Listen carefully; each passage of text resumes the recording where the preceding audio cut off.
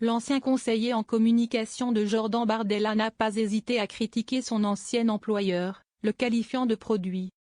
La surprise a été grande ce dimanche 7 juillet 2024, alors que les sondages donnaient le Rassemblement national en tête des élections législatives. Voilà que le nouveau Front populaire a réussi à contrebalancer le scrutin. Une grande désillusion pour Jordan Bardella qui avait indiqué vouloir être nommé Premier ministre en cas de majorité absolue. Mais pour le président du RN, cette nomination devra attendre. Pendant ce temps, ce dernier a été vivement critiqué par son ancien coach en communication, Pascal Hummeau, qui a collaboré avec Jordan Bardella de 2018 à 2022.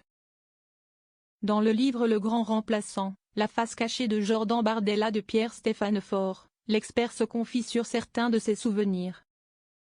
Jordan Bardella lourdement critiqué. Et apparemment, il ne pense pas que du bien du député européen.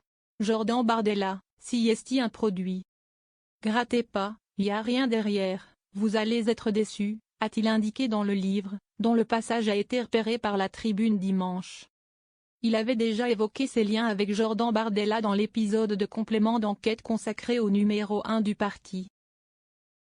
Le qualifiant de coquille vide, il avait déclaré qu'il ne lisait pas de livres, ni la presse, ne s'informe pas.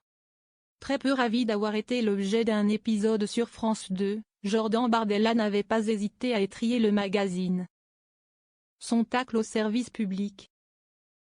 En effet, il avait indiqué, avec l'audace légendaire qu'on ne leur connaît, ils ont osé nous dire, cette fois-ci, on a changé et on voudrait que ça se passe bien. Avait-il indiqué, précisant que les équipes de France 2 l'avaient contacté.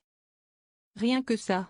Complément d'enquête. Si est-il la même équipe militante qui a renoncé à diffuser une enquête sur Rachida Dati et Gabriel Attal pendant la campagne électorale. Comme par hasard, deux membres du gouvernement.